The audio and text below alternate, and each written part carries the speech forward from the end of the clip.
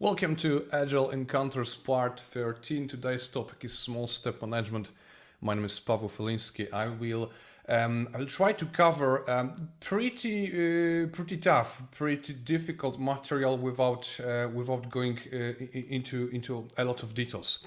The topic I wanted to present today is so-called systems thinking. It's a discipline, very formal discipline. If practiced wisely, it's awesome.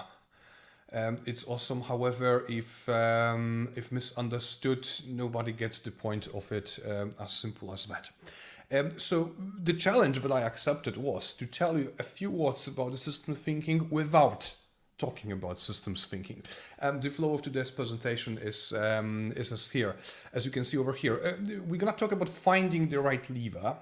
While working with our organization, the power of small steps, visualization techniques related to it, and we'll finalize with an example from Meirik, from our company, example of visualization together with OKR that we use on a daily basis, and it really works. It really works. All right. Before we move to the first topic, perhaps it's important to start with the basics. So if you take a look at anybody, for instance, going to gym, that will be my example. Many people over there, they say, okay, I'm here because there's the result of me being here in gym, or the final effect is because there's a cause, there's a root cause. Thinking in terms of root cause and effect might be right, might be fine. We have a technique of 5 whys, very old technique, that help us go deeper to find out what's the root cause, because the problem we may observe is actually not the problem, but maybe just the indicator of something deeper. However, systems thinking approaches to the topic in a different way. In systems thinking, we say there might be no root cause actually. Everything is complex, really complicated, and you can't say this is exactly the cause of the result. Let's go back to the gym. My example over here is, imagine your goal is to lose weight. Very often at gym I see people who claim, no matter if they're right or wrong, I'm fat, so I go to gym. Yeah, there's a cause, there's a result. I'm fat, I go to gym. But if we actually take an effort to go deeper, to understand the situation beyond the cause and the effect, we may find out that there's actually way more to talk about. Let's take a look at it. I can imagine there's a person who claims he's fat and therefore needs to go to gym, but actually, if I'm fat, I may feel sad as well. Very often I see people who are upset because of that, and if I'm upset, what I do? Well, I eat sweets, and there's a problem with eating sweets because actually I'm fat because of sweets. Now, when you look at that chart over here, what's the cause? Why did I go to gym? Well, hard to say. Is it because I feel fat, or because I feel sad, or because I eat too much sweets? Very interesting. We can discover it. We can go even further. When I go to gym, I typically need more calories because, well, heavy weights is something that and power that I need means that I need to eat more. If I eat more, we're coming back to what we named the root cause initially. We can go even deeper. For instance, when I go to gym, typically when I exercise, my joints hurt, mainly because I'm too big, I'm too heavy, right? And it's not healthy. So actually, going to gym hurts. My joints are painful. Because of that, I go less to gym. Different color of the arrow means a different kind of relationship over here. If I go less to gym, I'm again where I was. We can continue, of course, that pretty childish example at the beginning, but systems thinking is the art. And the practice actually to discover this kind of relationships in many systems. By systems we mean anything: team, organization, traffic in a city, anything really. But I promised at the beginning not to talk much about systems thinking directly. if you take a look at the example here on the board, you may find out pretty fast that it's not about a root cause, it's about loops. The diagram I'm showing over here, formally it's named causal loop diagram. It's one of the techniques that we use in systems thinking. Each field over here, each box represents a variable. And different relationships among them. It's very important to understand this chart, so let's take a look at it step by step. We will start from this picture. There's a variable weight of a person, and you can see an arrow pointing to training at gym with a plus sign. Plus means if one variables go up, another goes the same direction. So if I weight more and more and more, I need to go to the gym more and more. Seems legit, right? If I train at the gym more and more, apparently my weight goes down. So you have a minus sign over here. The more I am at the gym, the less I weight. This is the relationship. That's how it works. We can, of course, and we should, of course, expand this chart. So let's take a look at sadness. The more I weight, the level of my sadness is higher. That's why we have a plus here next to the arrow showing the relationship. The higher level of my sadness is, the more sweets are consumed. I see another plus over here, and again, the more sweets are consumed, the weight goes up as well. Looks like a vicious circle, right? The more I weight, the more sad I am. The higher level of sadness is, the more I eat, and so on and so on. That's interesting pattern. This pattern is also what we discover in the systems thinking analysis. Moving forward, if I train at the gym, the more I train at gym, I need more extra calories. As simple as that. And of course, if I eat more, my weight goes up as well. Again, sign plus means this is both variables go in the same direction together. The more I go to gym, the more injuries I have. The more injuries I have, the less I go to gym because of the injuries. So minus sign over here, and so on and so on. We can continue. We can continue with that kind of analysis, and it's very very popular among those who practice the systems thinking. Now that was just an example to show you how we need to work. In a moment, I'm going to tell you a little bit more about management example. There is, however, one important point I'd like to make already right now. Quite often I see trainers on different conferences, even professional training sessions, who come with such a chart, with a causal loop diagram, present the diagram and tell this is how it is. Well, this is absolutely wrong approach to systems thinking. Systems thinking starts with something that I can't present over here really. It starts with research, a very important part. It's the research, observation, interviews, engagement of a person performing the analysis to discover the patterns. It might be that this diagram is absolutely relevant for John, my friend, over here. But for Mary, going, by the way, to the same gym, it's irrelevant completely because there are different elements in her system that we need to take into consideration. So again, it's very important to start with research to understand the domain, the team, the problems over there, and based on that, sketch such a diagram. That's the correct flow. All right, let's take a look at another example. Imagine there's a team that has a goal to increase efficiency. Most likely, it's a pain point for a longer time. How it could look like in their case. By the way, the example I'm showing right now is based on my real experience with one of my customers a few moments ago. So it's simplified because the diagram we drew there, it was huge. But I think it would resonate at least with those who are members of that organization. The goal is to increase the efficiency. In that particular organization, what was measured on a daily basis was lead time. In brief, it's a time from the moment, lapse time from the moment the customer arrived with a request till the moment we delivered the request.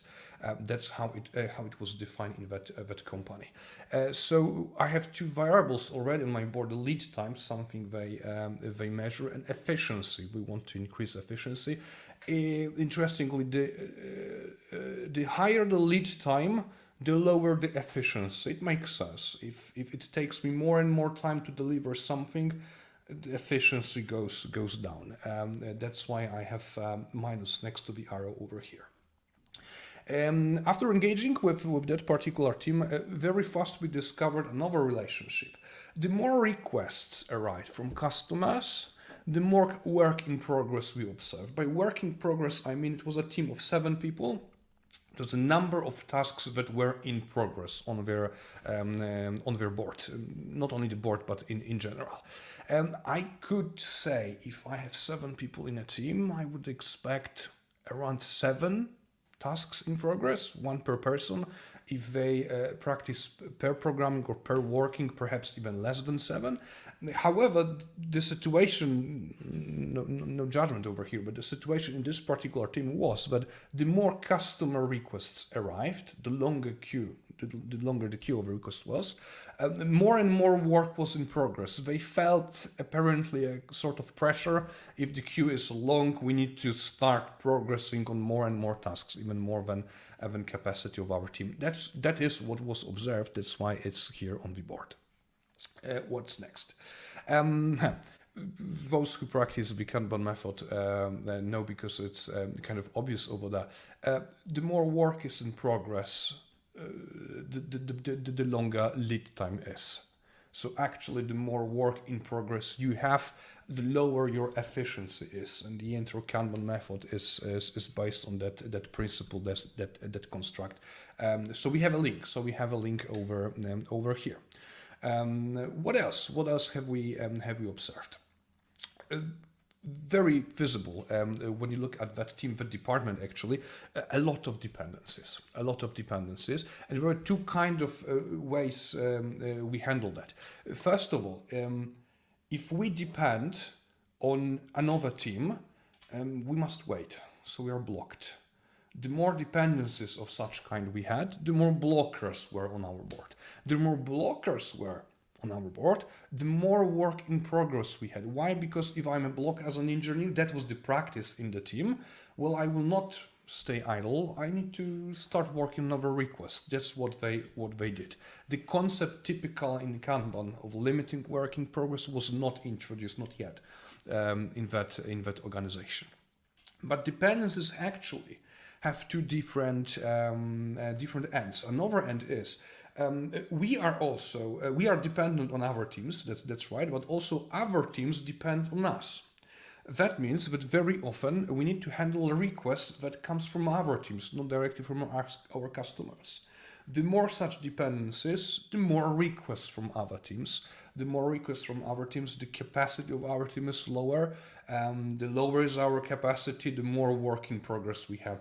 Again, a relationship with a minus next to the arrow. The system already looks pretty complex, but that's not the end, obviously. What's next? While engaging with the team, maybe not the team, but team members individually, we find out there's a lot of pressure, not only from customers, but from stakeholders, internal stakeholders. And the longer lead times were, in other words, the lower efficiency, the more pressure arrived, because apparently efficiency was the pain point in the organization at all. What happens if you have more and more pressure from stakeholders? In their particular case, quality went down. No definition of done was existed. Even if it existed in another team, it was not respected.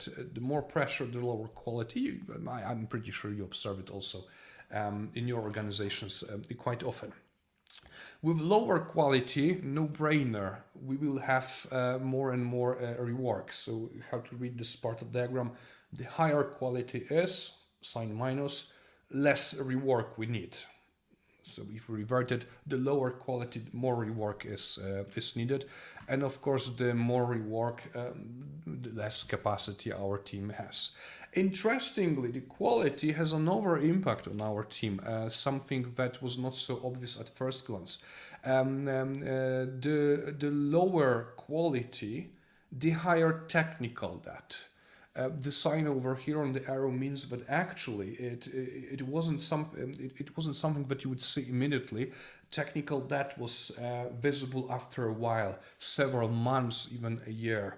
So there is a link over here, but the effect of quality lowering in terms of effect in terms of technical debt was visible way later. There's a delay over here.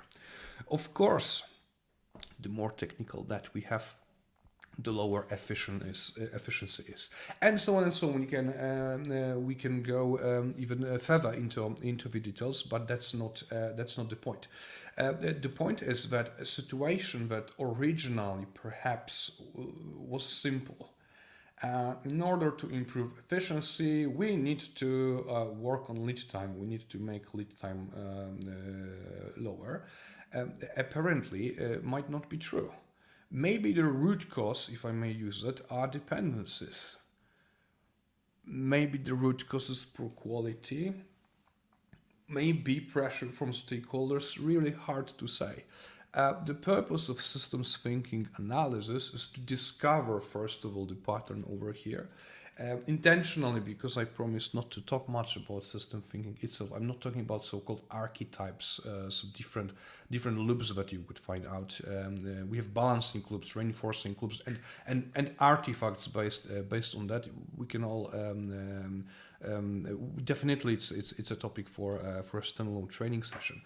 However, only looking at the picture, the simplified version, and having a conversation with the management, they discovered that there are other places than those that they thought are the best ones, because the immediate reaction, it was a traditional organization, was, well, if I want my team to increase efficiency, they need to work more, work harder, so more pressure, more work in progress. Apparently, looking at the chart, it's not like that. Maybe there are other better places where, if we put our attention over there, if we react, provide an intervention, then the entire system would unblock faster and easier. What you can't see on the picture is that you can change the color or the weight of the arrows, pointing at those links that are stronger and those that are weaker, and based on that, a team in our case made decisions what to do and how to fix the situation. Long story short, the very first lesson that comes from systems thinking, and it's something that you can use in any kind of management without actually knowing systems thinking, is pretty simple. You need to find the right lever. If you think you see a root cause of a problem, try not thinking about it in a linear way. Try to find out different loops, different links, different variables over here, and think. Systems thinking as a discipline can definitely help you over here.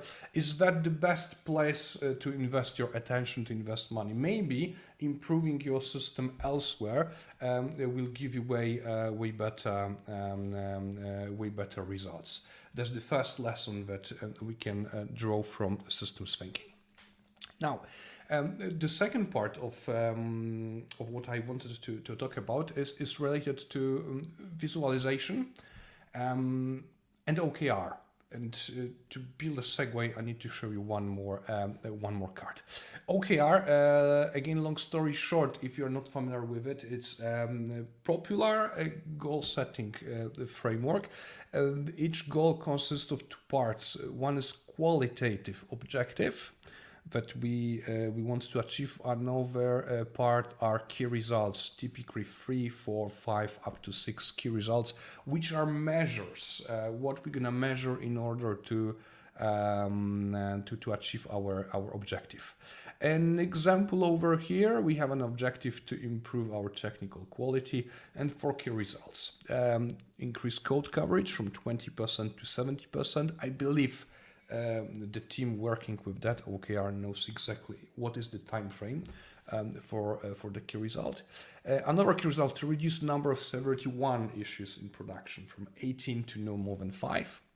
Another key result, to reduce manual regression test phase from 1 month to 5 days, because apparently such a phase existed in the team.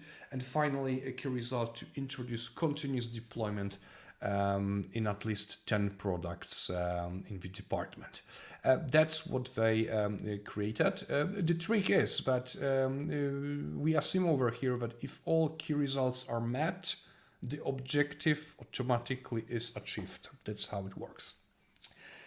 What's the link between OKR and systems thinking, especially causal loop diagrams that we've just covered? Very simple, to be honest.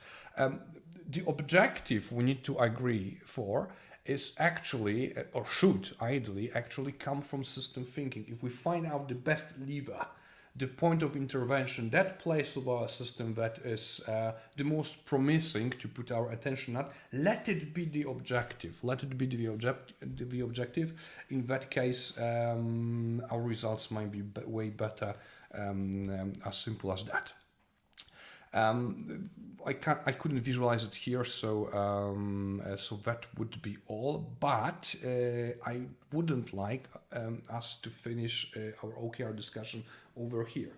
It's quite sad that the more companies work with OKR, I observe the lower quality of that of the usage of the framework is there. Quite often, I see companies that have OKR like that, maybe 2, maybe 3 OKRs, and that's it. They don't track the progress, or they do track the progress, but it's a matter of a meeting. So every now and then, every quarter, every month, maybe we have a meeting. We take a look at key results. Are we yet there or not? That's absolutely not what should happen.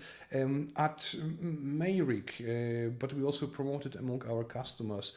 We decided, obviously, as a must-have, to meet way more frequently than once a quarter, and to have visualization of all key results. It could look like this. So each key result has a chart. The tool that you can work with can be whatever. It could be a board, physical board. It could be mural or Miro board. It could be even a slide deck. It's essential to have one business wall where you visualize both the goal, objective, and key results, and all the metrics, so all the key results. Interestingly, perhaps it's for another discussion. All visualizations or metrics that are there, or measures of key results, are leading indicators. So these are these kinds of indicators that are actionable. Based on that, we can actually take an action, because the objective is eventually to improve our technical quality.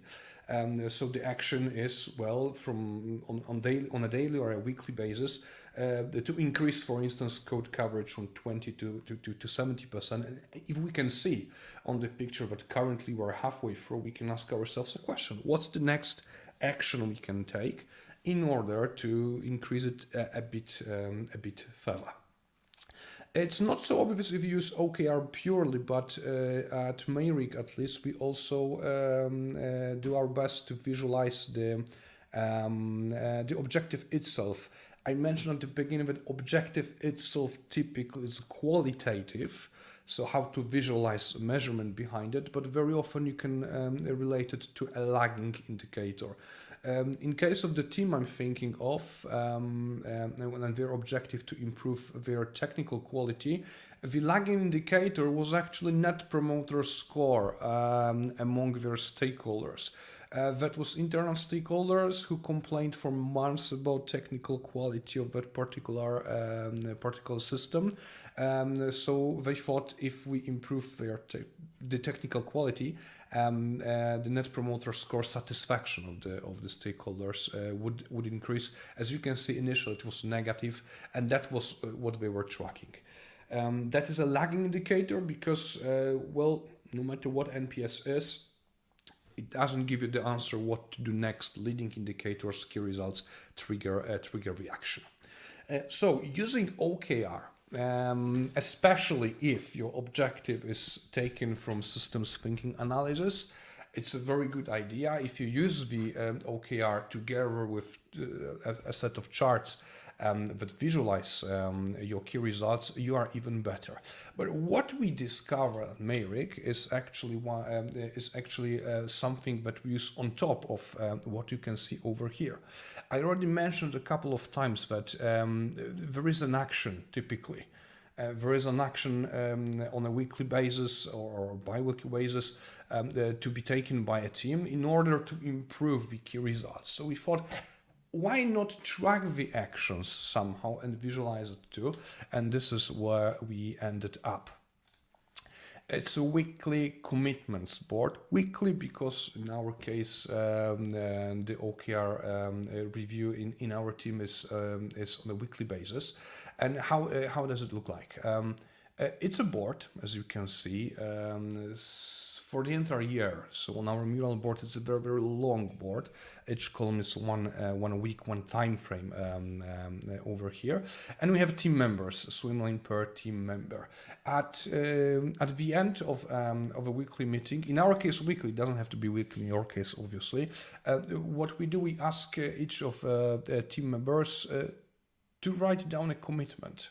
It's a one simple, achievable task that each person commits to do until the next meeting, in our case until the next week. It is essentially this one of patterns that are perhaps anti-patterns is that a person commits to many tasks. One is sufficient. However, it's very important that the task is related to the key results. So it's not any kind of tasks. Is a task that you can prove that if you make it, if you complete it, it will help us improve our situation, improve a key result, any of the key results, for a bit. And at the end of a week later, during the next meeting, we believe that all these tasks are completed because these are small individual tasks. It could be, for instance, send an email to a new customer, as simple as that.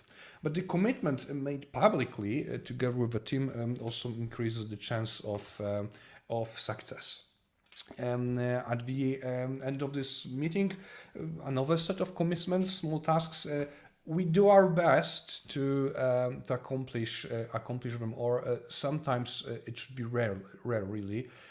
Somebody's commitment was not eventually delivered.